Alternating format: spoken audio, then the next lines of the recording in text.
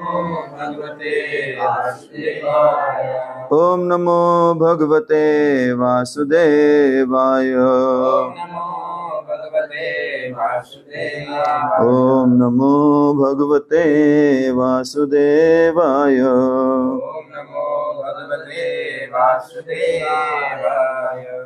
नारायणं नमस्कृत्य नरं चैव नरोत्तमं देवीं सरस्वतीं व्यासं ततो जयामुदीरये। नष्टप्रायेषु भद्रेषु नित्यं भागवत सेवया भगवती उत्तमश्लोके भक्तिर्भवति नैष्ठिकी। गुर्वे गौरचन्द्राय राधिकाय तदालये कृष्णाय कृष्णभक्ताय तद्भक्ताय नमो नमः।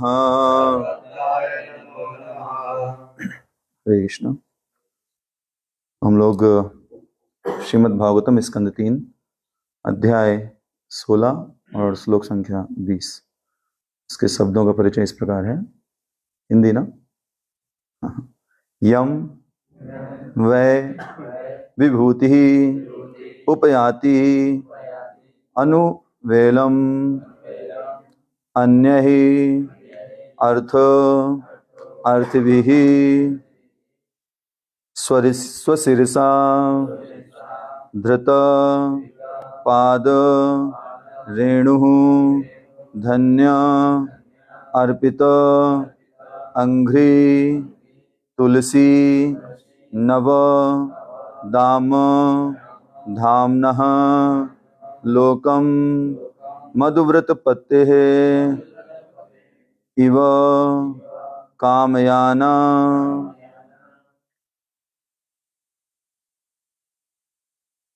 यं वै विभूतिरुपयात्यनुवेलमन्ये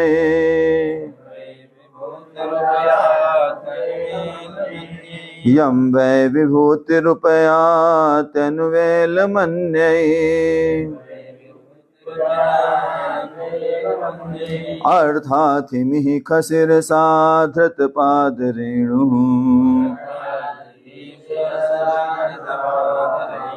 अर्थाथिमिः खशिरसा धृतपादरेणुः धन्यार्पितांघ्रि तुलसी नवदाम धाम्नो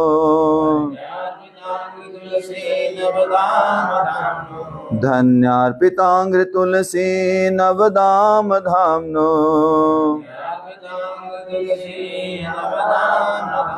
लोकं मधुव्रतपतेरिव कामयाना लोकं मधुव्रतपतेरिव कामयाना।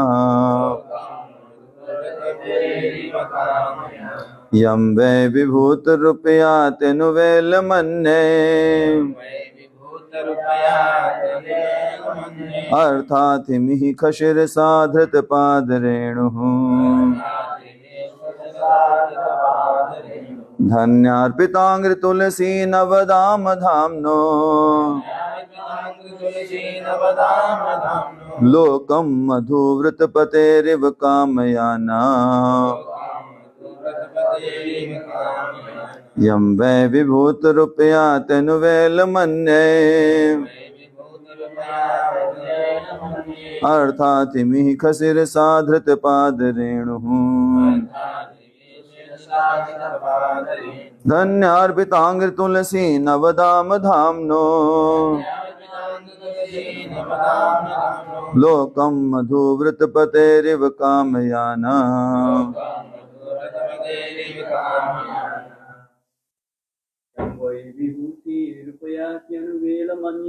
यं वै विभूतिरुपयात्यनुवेलमन्ये अर्थाथिमिः खशिरसा धृतपादरेणुः धन्यार्पितांग तुलसी नवदाम धाम्नो लोकम मधुपतैर्व कामयाना। को रिसाइड करेंगे।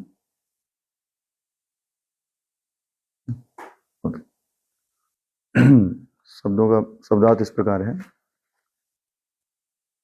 यम whom वै certainly विभूति ही Lakshmi the goddess of fortune उपयाति waits upon अनुवेलम occasionally अन्यय by others अर्थ material facility अर्थिभिः by those who desire स्वशिरसा on their own hand on their own heads dhrata accepting pada of the feet renuhu the dust dhanya by the devotees arpita offered angri at your feet tulsi of tulsi leaves nava fresh dama on the garland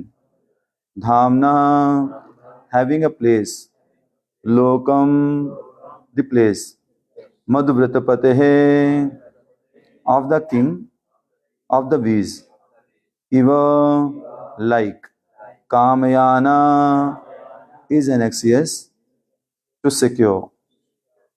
translation और परपट शिल प्रभुपाद जी के द्वारा। शिल प्रभुपाद की जय। Translation the goddess of fortune Lakshmi the dust of whose feet is worn on the head by the others waits upon you as appointed for she is anxious to secure a place in the abode of the king of bees who hovers on the fresh wreath of tulsi leaves offered at your feet by some blessed devotees। Purport as previously described, Tulsi has attained all superior qualities due to being placed at the lotus feet of Lord. The comparison made here is very nice. As the king of bees hovers over the Tulsi leaves offered to the lotus feet of Lord, so Lakshmi, the goddess who is sought by the demigods, Brahmanas, Vaishnavas and everyone else, always engages in rendering service to the lotus feet of Lord. The conclusion is that no one can be the benefactor of the Lord. Everyone is actually the servant of the Lord। Srila Prabhupada की ओम ज्ञानतिमिरान्धस्य ज्ञानाञ्जनशलाकया चक्षुरुन्मीलितं येन तस्मै श्रीगुरुवे नमः।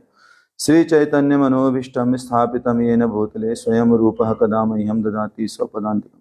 वन्देऽहं श्रीगुरो श्रीयुतपदकमलं श्रीगुरून् वैष्णवांश्च श्रीरूपं सागरजातं सहगण रघुनाथान्वितं तं सजीवं साद्वैतं सावधूतं परिजनसहितं कृष्णचैतन्यदेवं श्रीराधा कृष्णपादान् सहगण ललिता श्रीविशाखान्वितांश्च नमो विष्णुपादाय कृष्णप्रेष्ठाय भूतले श्रीमते भक्तिवेदांत स्वामिने इति नामिने नमस्ते सारस्वते देवे गौरवाणी प्रचारिणे निर्विशेष शून्यवादी पाश्चात्य देश तारिणे।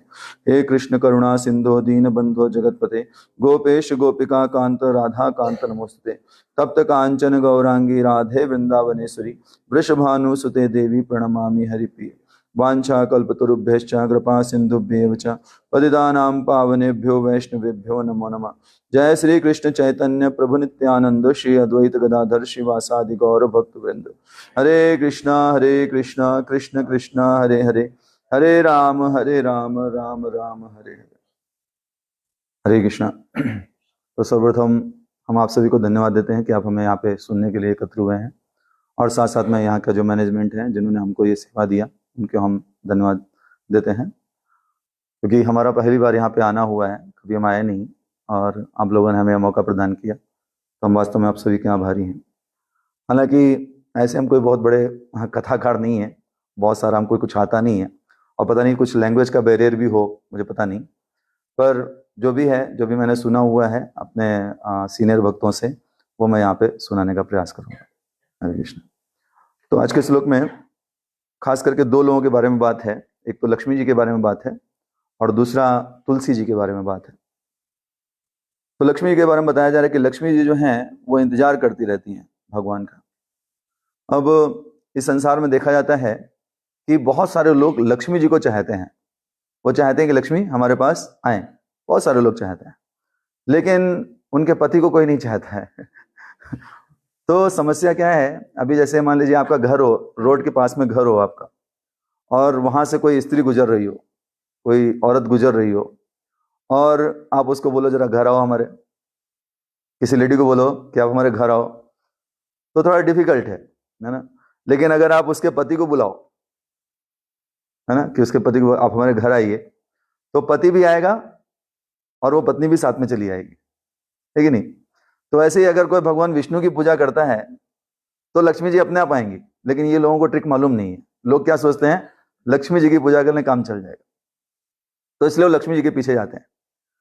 अब संसार में आप लोग दीपावली में किसकी पूजा होती है? दीपावली में घरों घरों में किसकी पूजा होती है? लक्ष्मी जी और गणेश की पूजा करते हैं। तो ये लोग इतने दिमाग वाले हैं कि इन्होंने क्या किया है, दो लोगों की पूजा, अभी लक्ष्मी गणेश की पूजा का कहीं पे शास्त्र में दिया नहीं है वास्तव में। तो लक्ष्मी जी की पूजा किसके साथ होनी चाहिए? विष्णु जी के साथ होनी चाहिए। गौरी गणेश की पूजा होती है, पार्वती जी की पूजा गणेश जी के साथ होती है, माँ बेटे हैं। पर लक्ष्मी जी और गणेश जी का कोई ऐसा कनेक्शन नहीं है, मतलब। तो विष्णु और लक्ष्मी की पूजा होनी चाहिए, पर लोग क्या करते हैं, लक्ष्मी जी और गणेश जी की पूजा करते हैं। दो कारण से, लक्ष्मी जी आएंगी तो क्या मिलेगा? पैसा मिलेगा, बहुत सारा धन मिलेगा। और गणेश जी क्या करेंगे? जितने विघ्न आएंगे उनको हटा देंगे। अब विष्णु कुछ करते नहीं है। उनका ऐसा दिमाग है कि विष्णु कुछ करते नहीं है, तो फिर इनकी जरूरत नहीं है, तो लक्ष्मी गणेश से हमारा काम चल जाएगा। इसलिए वो लक्ष्मी गणेश की पूजा करते हैं लोग। ये बीच में बना दिया गया, ऐसा शास्त्रों में नहीं है। कभी भी दीपावली में लक्ष्मी गणेश की पूजा होती नहीं थी। हम लोग तो दीपावली को इसी तरीके से जानते कि भगवान राम रिटर्न आए थे अयोध्या, ये अंडरस्टैंडिंग है। तो लक्ष्मी गणेश का वहां पे कैसे सीन आ गया, लेकिन ऐसा करते हैं। तो इस प्रकार लक्ष्मी जी के लोग चाहते हैं कि लक्ष्मी जी हमारे पास में आए, इसलिए लक्ष्मी जी की पूजा करते हैं। जब समुद्र मंथन हुआ था तो समुद्र मंथन में बहुत सारे रत्न निकले, आपको पता है। कई कुछ असुरों ने ले लिए, कुछ देवताओं ने लिए। जब लक्ष्मी जी प्रकट हुई तो हर देवता चाहता था कि ये मेरे को वरमाला डाल दे, मतलब जो माला होती है वो मेरे गले में डाल दे। ऐसे ही सारे असुर भी चाहते थे कि हमारे गले में माला डाल दे। लेकिन लक्ष्मी जी तो एक स्त्री थी, व्यक्तित्व है उनका, पर्सनैलिटी है। तो उन्होंने क्या किया, उन्होंने चेक करना शुरू किया सारे लोगों को, सबकी ओर एक बार नजर डाली, सबकी ओर नजर डाली। तो बहुत सारे देवता भी खड़े थे, बहुत सारे असुर भी खड़े थे, बहुत बहुत सुंदर लोग भी थे। यहां तक कि शिव जी भी खड़े थे वहां पे, इंद्र भी थे, और भी बहुत सारे देवता थे, बलि महाराज भी थे।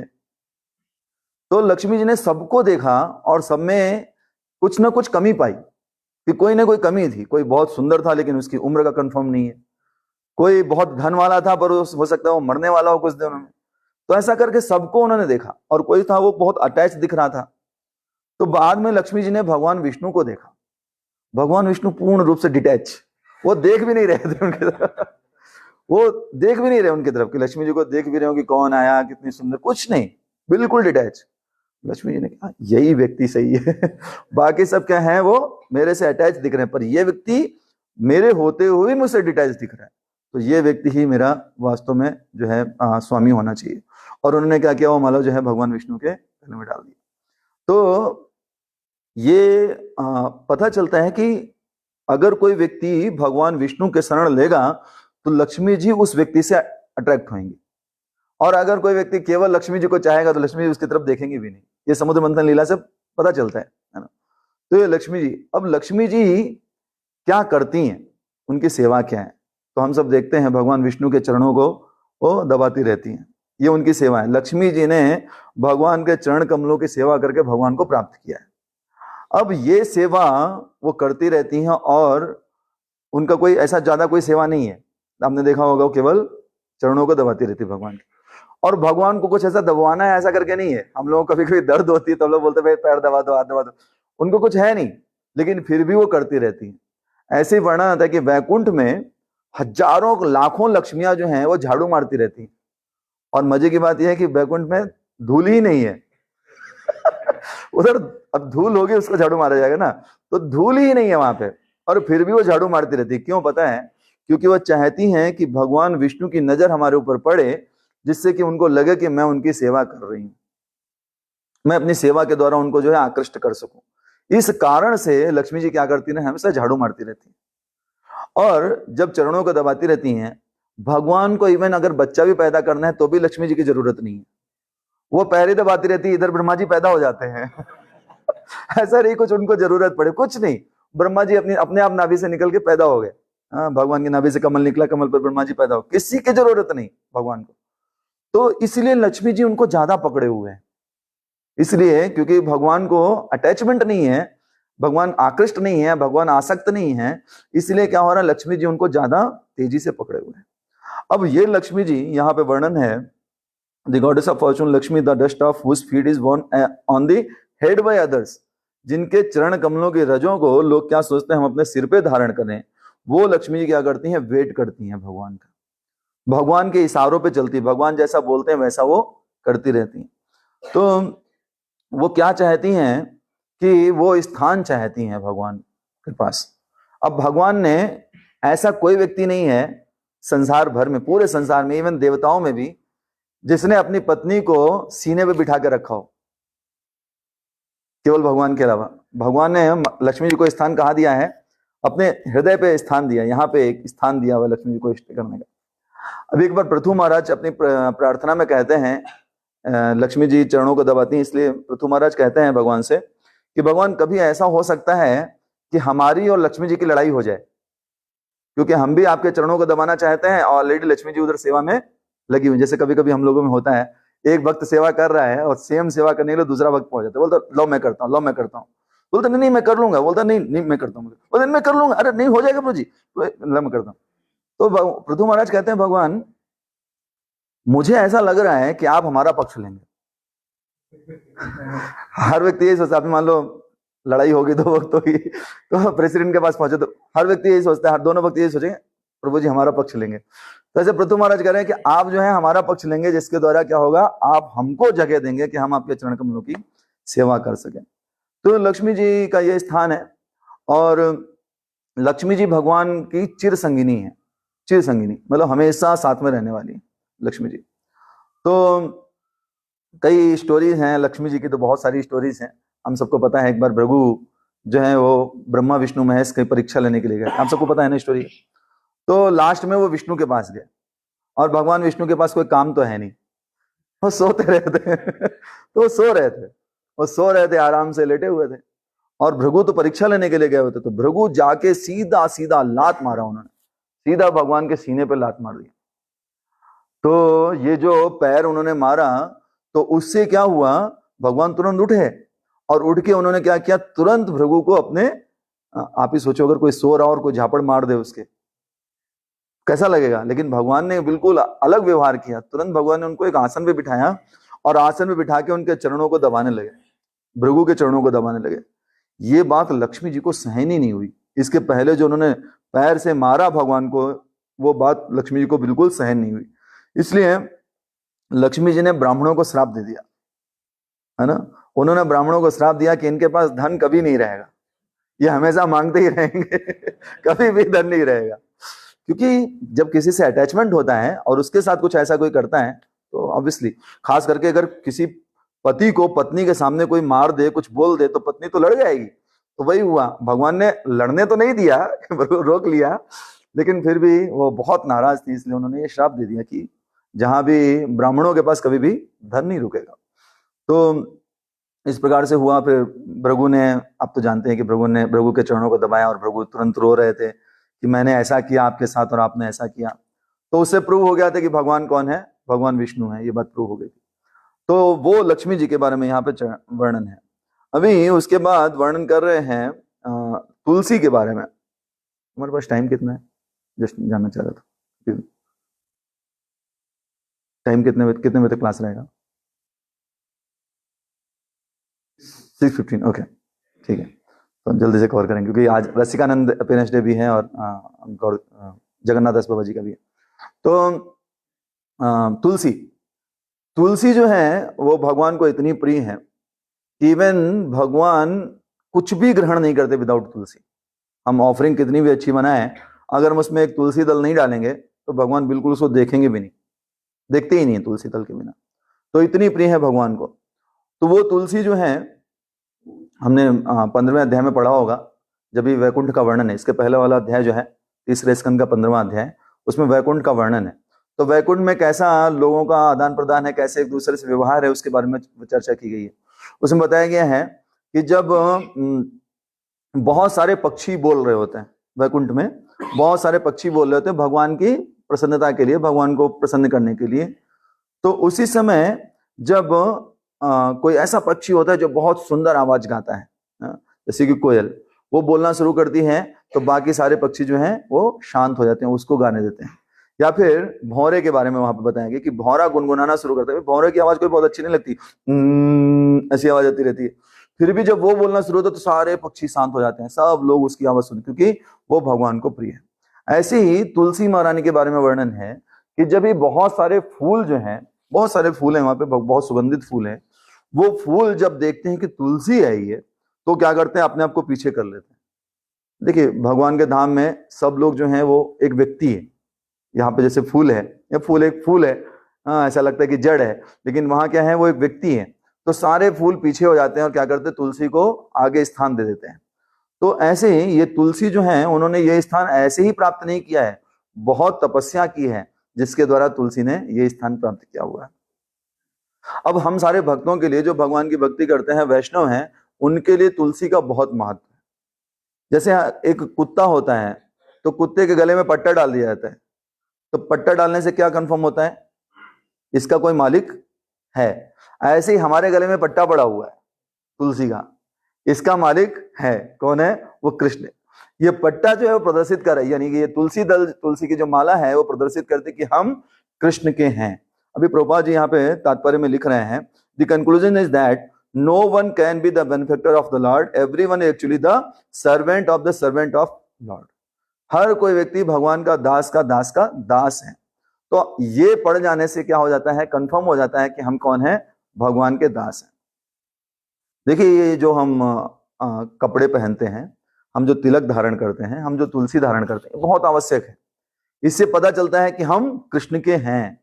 अगर हम ये नहीं करेंगे, भले हम कितने बड़े भक्त ही क्यों ना हो, अगर हम ये नहीं करेंगे तो ये पता नहीं चलेगा कि हम कृष्ण के भक्त हैं।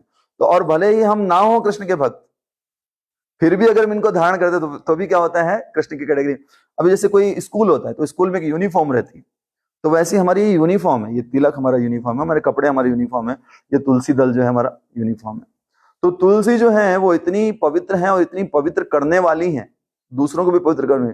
ऐसा वर्णन है कि अगर कोई व्यक्ति तुलसी धारण किए हुए स्नान करता है, हम सब लोग करते हैं जो भी तुलसी धारण किया, अगर कोई व्यक्ति तुलसी धारण किए हुए स्नान करता है तो उसको पुनः जन्म नहीं लेना पड़ता। अभी हम लोग परिक्रमा कर रहे थे तो गा रहे थे, यानी कानी चपा पानी ब्रह्म हत्यादि कानी चा, यानी जिसने अगर परिक्रमा करते करते क्या होगा, अगर किसी ने ब्रह्म हत्या भी की है तो परिक्रमा करते हुए तुलसी की वो ब्रह्म हत्या भी खत्म हो जाती है, यानी उसका प्रायश्चित भी हो जाता है। तो इतना महान तुलसी का महत्व है। अभी जैसे एक साधारण सा एग्जांपल है, जैसे कोई बच्चा होता है, छोटा बच्चा जो गंदगी कर देता है, 1 नंबर 2 नंबर कर देता है, तो वो बच्चा जो है, उसका पिता जो है उसको उस अवस्था में एक्सेप्ट नहीं करता है ना। पिता नहीं उठाएगा उसको, कौन उठाता है, माँ उठाती है। और माँ क्या करती है, माँ को कोई ऐसा उसे ये नहीं होता रही क्या कर दिया, ये सब कुछ नहीं। माँ उसको अच्छे से साफ करके, फिर जब वो रेडी हो जाता है तिलक विलक लगा के और सब कपड़े वपड़े बढ़िया पहन के, तब पिता कहते आजा मेरा बच्चा तुरंत उसको ले लेते हैं। तो ठीक वैसे ही तुलसी महारानी जो क्या है, वो हमको, हम अशुद्ध हैं, बिल्कुल अशुद्ध हैं, इतने गंदे हैं, शरीर हमारा पूरा दूषित है, उसको क्या करते, तुलसी महारानी क्या करती हैं, ये तुलसी जब हम धारण करते हैं तो हम पवित्र हो जाते हैं, और फिर भगवान कहते हैं आजा मेरा बच्चा तो हमको वो स्वीकार कर लेते हैं। ये तुलसी का महत्व है। तो हर वैष्णव को तुलसी धारण करना चाहिए, तुलसी को कभी भी उतारना नहीं चाहिए। कभी मान लीजिए सिचुएशन हो जाए कि तुलसी का ये माला टूट जाता है, तो भी क्या करना चाहिए, दूसरा माला पहले पहन लेना चाहिए, फिर इसको हटाना चाहिए। इतना तुलसी हमेशा धारण करके रखना चाहिए। तो ये कुछ तुलसी महारानी के बारे में था, बहुत कुछ है पर अभी इतना ही रखते हैं, क्योंकि आज 2 वैष्णव हैं, उनकी भी तिथि है। तो एक वैष्णव जिनका नाम है रसिकानंद प्रभु। रसिकानंद प्रभु, उनका जन्म जो है वो बंगाल में हुआ था, और रसिकानंद प्रभु का ऐसा प्रभाव था कि उन्होंने बहुत समय तक जो है प्रचार किया और कई सारे मुसलमानों को कन्वर्ट कर दिया, भगवान के भक्त बना दिया। बहुत सारे लोगों को ऐसा उन्होंने कन्वर्ट किया था एक समय। और एक समय की तो बात है कि जगन्नाथ जी का रथ जो है वो जा रहा था, तो रसिकानंद जी प्रचार कर रहे थे, उनको डेट थोड़ा कंफ्यूज हो गए थे वो कि आज रथ यात्रा है कि कल रथ यात्रा है, ऐसा कंफ्यूजन हो गया। तो प्रचार में थे तो उनको याद नहीं रहा कि रथ यात्रा तो आज ही है।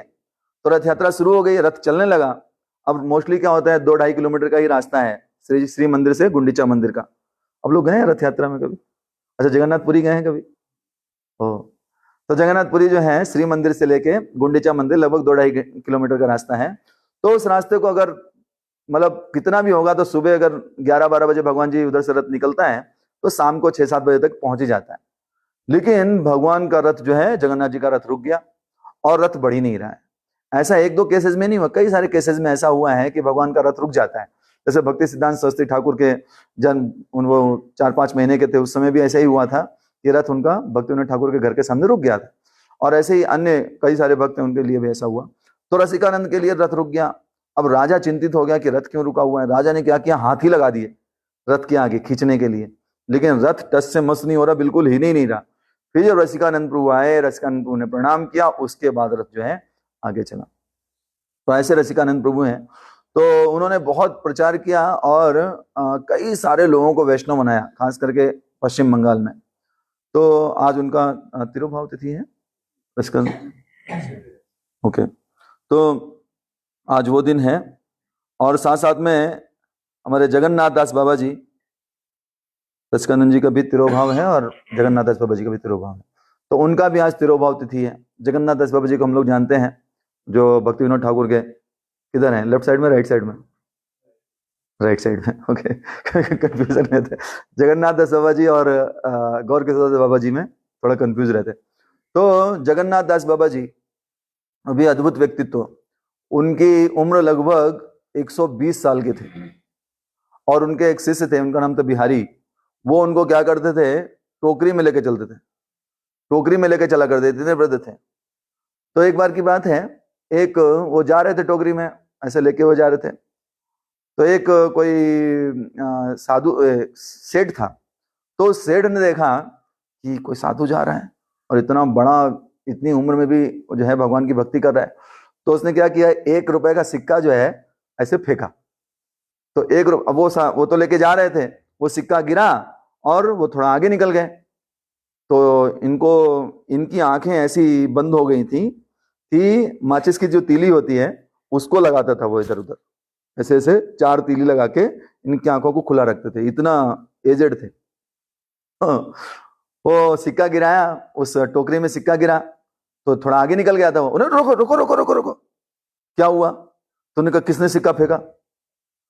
तो सिक्का तो मिल गया उनको, बोलो किसने फेंका? तो उसने कहा मैं तो देखा नहीं। बोलो वापस चलो, और वापस चले, वापस चलते किसने फेंका किसने फेंका किसने फेंका किसने फेंका, ऐसा करते हुए जा रहे थे। तो एक आदमी ने बोला मैंने फेंका। बोला मैं तुम्हारे बाप का नौकर हूं। तो उसने कहा कि नहीं साधु, आप साधु हैं और आप साधु हो तो हमारे पैसे को भगवान के, मैं तुम्हारा नौकर हूं क्या, रख अपने पास, मैं क्यों इसका कर्म बंधन भोगूं, ये पकड़, और उसको वापस कर दिए।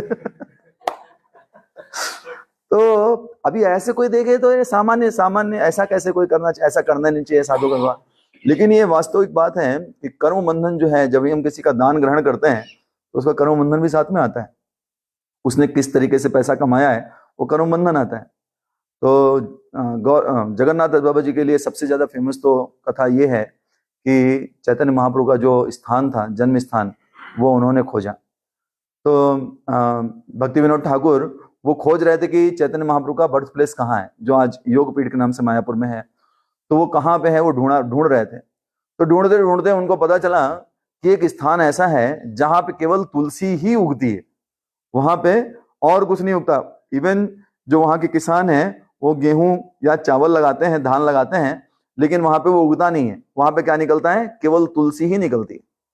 तो ये स्थान को उन्होंने चिन्हित किया और उन्होंने सोचा कि चलो इस स्थान को हम चेक करवाते हैं। लेकिन अभी कौन इसको अप्रूव करेगा कि यही चैतन्य महाप्रभु का बर्थ प्लेस? उनको आइडिया हो गया कि यही स्थान है, लेकिन अप्रूव कौन करेगा? तो उस समय ये जो जगन्नाथ दास बाबा जी थे, इनको जो है बोला गया कि चलो इनको लेके आते हैं।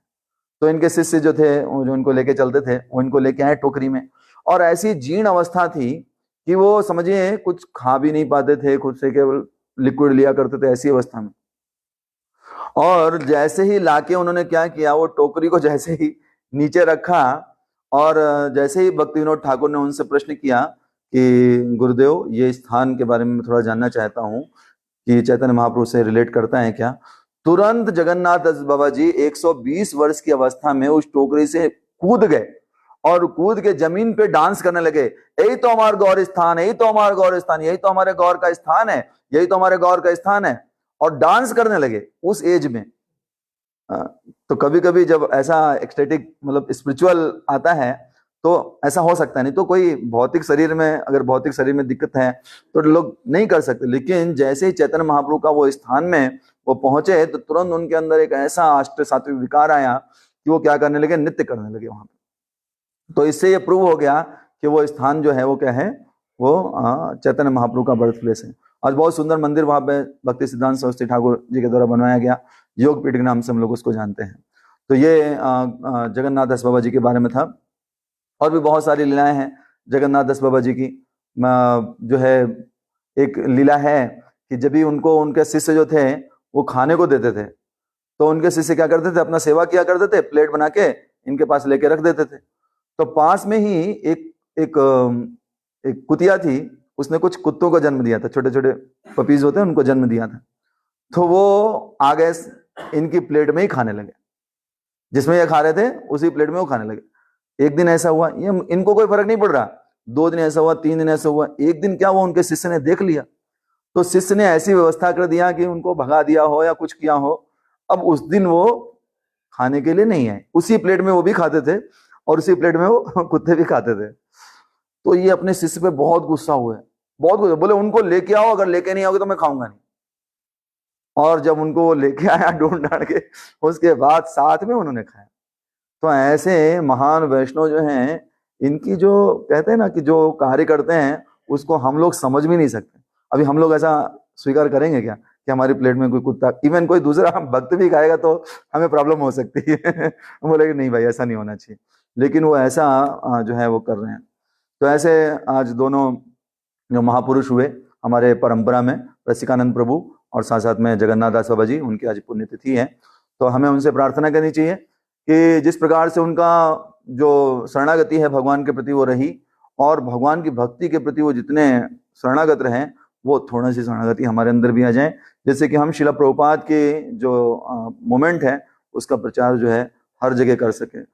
हम तो सोच भी नहीं रहे थे कि प्रोग्राम में इतना सुंदर सेंटर होगा, इतने अच्छे भक्त होंगे, ऐसा प्रचार चल रहा होगा। तो हमें यहाँ पे आके बहुत खुशी हुई और यहाँ के भक्तों से भी मिलके बहुत आनंद आया। बहुत बहुत धन्यवाद आप सभी का। हरे कृष्णा, शिला प्रभुपाद की जय। वैसे तो किसी को कोई प्रश्न है क्या?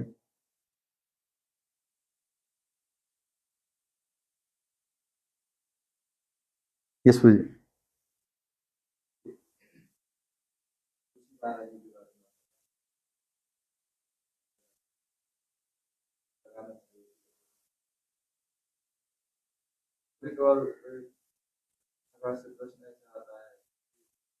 कंठी लगाते हैं तो कंठी जब स्नान करते हैं तो उसका जल सरक हो जाता है, इसलिए उनको स्नान करते वक्त नहीं लगाना चाहिए।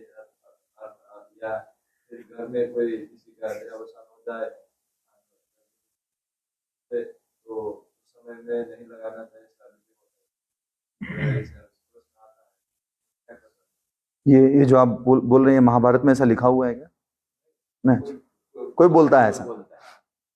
देखिए संसार में बहुत सारे ये हो गए हैं, हमने अपने से बना लिया है। जैसे हमारे भारत में बोलते हैं कि किसी के घर में अगर कोई व्यक्ति की मृत्यु हो गई, उसको 1 साल मंदिर नहीं जाना है। अब मान लो इस बीच में उसकी मृत्यु हो गई तो क्या करेगा? हाँ, मंदिर नहीं गया, खुद भी मर गया। तो ऐसा मुझे नहीं लग रहा कि ऐसा कहीं शास्त्र में लिखा हुआ है। ये कपोल कल्पित बातें हैं, अपने से सोच लिया। उन्होंने सोचा अरे यार शांति मिलेगी, इतने दिन पूजा नहीं करनी पड़ेगी, चलो मंदिर नहीं जाएंगे, ऐसा करके उन्होंने कुछ अपना बना लिया। हाँ, वो जो है वो भाव सही नहीं है। इसीलिए वैष्णवों को हमेशा धारण करना चाहिए तुलसी। अब ये एक एग्जाम्पल जी प्रभु जी ने दिया कि तुलसी को धारण करेंगे, फिर वो तुलसी का जल लगेगा, वो चरणों में आएगा। अच्छा, आप जो गंगा नदी में स्नान करने जाते हैं तो क्या ये देखते हैं कि चरणों में जल लगेगा गंगा जी का? है, जो जल भगवान के चरणों से निकला वो हमारे चरणों, अरे ये थोड़ी ध्यान है, हम अपने को शुद्ध करने के लिए जा रहे हैं। तो तुलसी हमने किसके लिए पहना? शुद्ध, अपनी शुद्धता के लिए पहना हुआ है। और तुलसी ऐसा अपराध नहीं लेती, तुलसी तो जान रही ना। अभी कोई नासमझ व्यक्ति हो, वो ऐसा सोच रहा हो तो चलो समझ में आता है, तो तुलसी महारानी है, वो जान रही है कि हमने उनको क्यों धारण किया हुआ है, हमने उनको कृष्ण भक्ति के लिए धारण किया हुआ है, कृष्ण भक्ति में हमारा जो है विकास हो, भक्ति में हमने इसके लिए धारण किया, तो ऑब्वियसली बुरा नहीं मानेंगे। कई बार होता है कि हमको कुछ ऐसा करना पड़ता है जब भी जो हम हमारे मतलब ये नहीं है, हमारे स्टैंडर्ड के हिसाब से नहीं, पर भी फिर भी हमको वो करना पड़ता है। तो ऐसे ही इसमें कुछ गलत नहीं है कि अगर कोई व्यक्ति तुलसी धारण किया हुआ है, स्नान कर रहा है, तुलसी धारण किया हुआ है, कोई इसके घर में शरीर छोड़ दिया है, इसमें कुछ भी गलत नहीं है। और यहाँ तक कि जब भी किसी का शव भी जलाया जाता है, किसी का अंतिम संस्कार, तो उसमें भी तुलसी डालते हैं, तो उसकी गति अच्छी हो, इस प्रकार से। तो तुलसी हर समय, वो तो तुलसी तो पवित्र है ही, और हमको हर समय पवित्र करती है, इसमें कोई भी संदेह नहीं है। तो ये सब मुझे नहीं लगता कहीं पे भी शास्त्र में ऐसा प्रमाण है। इवन जो कर्मकांडी भी है शास्त्र, उसमें भी ऐसा कुछ नहीं मिलेगा, पर पता नहीं कैसे लोगों ने बना दिया है कुछ ना कुछ। बहुत सारी चीजें बन गई हैं। वो क्या हुआ, ब्राह्मणों ने बीच में ऐसा बना दिया, उन्होंने मान लिया, वो करने लगे, खुद करने लगे और दूसरों को भी बोलने लगे करने के लिए। तो वो हमें ध्यान नहीं देना चाहिए, हमें हमारी परंपरा में जो आ रहा है हमें उसके अनुसार चलना चाहिए। अभी प्रभुपाद जी ने क्या, प्रभुपाद जी ने कभी ऐसा नहीं बोला, तो ठीक है, छोड़ो फिर बात ही खत्म होगी। ये ऐसा आगे बढ़ना चाहिए। ठीक है, थैंक यू। कोई और प्रश्न है किसी का? हाँ भाई।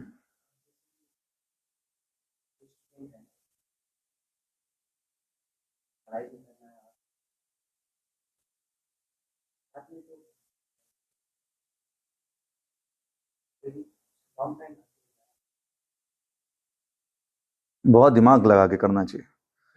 क्या होता है, कभी कभी भक्त जो है फेनेटिक हो जाता है। फेनेटिक समझते हैं? अभी मेरे एक फ्रेंड है, डिवोटी हैं, तो वो भक्त बन गए, और भक्त बनने के बाद वो घर गए तो अपने, उनका छोटा भाई था, छोटा भाई मैथ्स पढ़ रहा था, तो मैथ्स की बुक लेके आया, बोले भैया थोड़ा मैं मैथ्स सिखा दो। बोले this is all material this is all material. तो अगर ऐसा व्यवहार करेंगे तो कोई भक्त नहीं बनेगा घर में, बोलेगा यार ये भक्त बना है कि पागल हो गया। तो हमें दोनों चीजों को बैलेंस करते हुए चलना है। मैंने एक लेक्चर सुना था सार्वभौम प्रभु का, तो सार्वभौम प्रभु बोल रहे थे, ऐसे नॉर्मली हम लोग बोलते हैं ना कि हम लोग आत्मा है, शरीर नहीं है, यही बोलते हैं ना, पर सार्वभौम प्रभु कह रहे थे उस लेक्चर में कि हम अभी शरीर भी हैं, हम आत्मा भी हैं, और अभी इस शरीर में है ना, तो जैसे आत्मा का कर्तव्य है भगवान की भक्ति करना, वैसे ही शरीर के कर्तव्यों को भी पालन करना हमारा जरूरी है। अगर हम वो नहीं करेंगे तो सही नहीं है। हम जिस परिस्थिति में हैं, भगवान के द्वारा भेजे गए हैं, हम उस परिस्थिति में, तो उस परिस्थिति में हमारे, मान लीजिए किसी का परिवार है, पत्नी है, बच्चे हैं, या माता पिता हैं, भाई बहन है, तो उनकी केयर भी साथ साथ में करनी चाहिए। ऐसा नहीं कि बनना चाहिए, ऐसा बन गए बिल्कुल कि भक्त के नाम पे सब लोग घृणा करने लगे। मैंने, विश्वास मानिए, मैं जयपुर में था कुछ समय पहले, तो जयपुर में मैं एक भक्त, मैं ऐसे जैसे एग्जाम्पल के लिए बोल रहा हूँ, कोई उनसे ये नहीं कर रहा हूँ। तो जब मैं उनके घर पे पहुंचा तो उनके घर में बिल्कुल एडवर्स था, उनका जो व्यवहार था लोगों का, बिल्कुल घृणा कर रहे थे हम लोगों से, हम लोगों को देख के बिल्कुल, क्योंकि उन्होंने क्या किया, ऐसा व्यवहार किया अपने माता पिता से कि कोई भी जो है सपोर्ट नहीं कर रहा था। अब देखिए, माता और पिता का जो आशीर्वाद होता है ना, वो हमारी भक्ति के लिए भी बहुत जरूरी है। अगर चलिए मान लीजिए असुर हैं माता पिता, वो बात अलग है ठीक है, स्टिल अगर वो सामान्य व्यक्ति हैं तो भी उनका आशीर्वाद चाहिए, इवन भक्ति के लिए आशीर्वाद चाहिए। जब कोई व्यक्ति संन्यास लेता है तो संन्यास लेने के बाद भी वो माता को प्रणाम करता है। संन्यास लेने के बाद किसी को प्रणाम नहीं किया जाता है, भगवान के अलावा, गुरु के अलावा, लेकिन संन्यास लेने के बाद भी माता को प्रणाम करने का बताएंगे। तो हमें बहुत दिमाग लगा के, खुद तो भक्त चलो बन गए या बनने का प्रयास कर रहे हैं, हमें और लोगों को भी भक्त बनाना है। इस भाव से ऐसा व्यवहार करना चाहिए जो दोनों तरफ ऐसा ये रहे, स्टेबल रहे, दोनों तरफ कंट्रोल्ड वे में रहे। ऐसा ना बिल्कुल इसमें भी एक्स्ट्रा ना चले जाए, इसमें भी एक्स्ट्रा ना चले जाए। घर गए तो ऐसा पूरा भौतिक हो गए, ऐसा भी नहीं होना चाहिए। मंदिर में आए तो पूरा स्पिरिचुअल हो गए, पूरा स्पिरिचुअल हो गया, अभी किसी से मतलब उत्तम कोटि के भक्त हो गए, अभी हम किसी को ध्यान ही नहीं देंगे कि कौन क्या है, ऐसा नहीं। तो दोनों का करना चाहिए। तो जब भी हम पढ़ाई कर रहे हैं तो पढ़ाई करते समय हमें, मान लीजिए हम ग्रेजुएशन कर रहे हैं, तो ग्रेजुएशन करते समय भी हमको भैया ये भी हमको पढ़ना है, this is a part of my life, हाँ ये भी मुझे करना है, और इसको अच्छे से करके मैं हो सकता है और ज्यादा लोगों को अट्रैक्ट कर पाऊं, है ना, और ज्यादा लोगों को अट्रैक्ट कर सकते। चैतन्य महाप्रभु 4 तरीके की भक्ति के लिए बोलते हैं, 4 तरीके का अर्पण करने को बोलते हैं। सबसे पहला अर्पण है अपना शरीर भगवान को अर्पित कर दो, पहला। दूसरा अर्पण वो बोलते हैं, वो बोलते हैं कि अपनी बुद्धि को भगवान को अर्पित करो। तो बुद्धि भगवान को अर्पित तभी होगी जब होगी बुद्धि होनी जरूरी ना, तो बुद्धि का, चलिए आपने कुछ ज्ञान प्राप्त किया, उससे बुद्धि हुई, आपको पता चला कि आप कैसे दूसरों को अट्रैक्ट कर सकते हैं, क्या बातें कर सकते हैं, आपको बात करने का तरीका पता चला, तो आप क्या करेंगे, दूसरों को जो है भगवत गीता पढ़ा सकते हैं। अभी किसी को पढ़ना नहीं आता हो तो भगवत गीता कैसे पढ़ाएगा? हर व्यक्ति वाला ब्राह्मण, साउथ इंडियन वाला ब्राह्मण नहीं हो सकते ना, जो उल्टा करके भगवत गीता को पढ़ रहा था, वैसा हम लोग तो नहीं हो सकते ना। तो हम लोगों को थोड़ा ये करना जरूरी, तो दोनों को बैलेंस करते हुए चलना चाहिए, हर समय ऐसा भाव रखना चाहिए कि ये भी मुझे ध्यान देना है। ऐसा नहीं कि अभी भाई 16 माला करने को बोला, 16 माला भी जब करेंगे, नियमों का पालन करेंगे, साथ साथ में अपना जो कर्तव्य है शरीर का, हम उसको भी करते रहेंगे, तो चलता रहेगा। तो लॉन्ग टर्म में ऑब्वियसली भगवान की शरणागति बहुत जरूरी है। जितना शरणागत हम भगवान के प्रति रहेंगे उतना लॉन्ग टर्म में हम कर सकते हैं, ये फैक्ट है। पर साथ साथ में इसको भी हमारे जो शरीर की जो जरूरत है या शरीर की जो जिम्मेदारी है उसको भी निभाते हुए करना चाहिए, नहीं तो फेनेटिक बन जाएंगे और वो जो है अच्छा नहीं है ना। तो हमारे लिए अच्छा है, कभी क्या होगा, फेनेटिक बन के हम भक्त बन जाएंगे, और कभी ऐसी सिचुएशन है कि फेनेटिक बन के हम भक्त बाहर भी चले जाएंगे, फिर बाहर है ना, अरे यार सब भक्त ऐसे ही होते हैं, उनमें कमी निकालने लगेंगे और करके बाहर भी जा सकते हैं। तो बैलेंस करके चलने का प्रयास करना चाहिए, तो ही संभव है कि, और बैलेंसिंग ऐसी होगी, शरणागति भगवान के ऊपर, कर्तव्य भी अपना करते रहना है, दोनों चीजें। ये मुझे समझ में आया बोलने के लिए, ठीक है। और कोई प्रश्न किसी का? ठीक है, बहुत बहुत धन्यवाद आपका। हरे कृष्ण। श्रील प्रभुपाद की जय। नास्त्यैव नास्त्यैव नास्त्यैव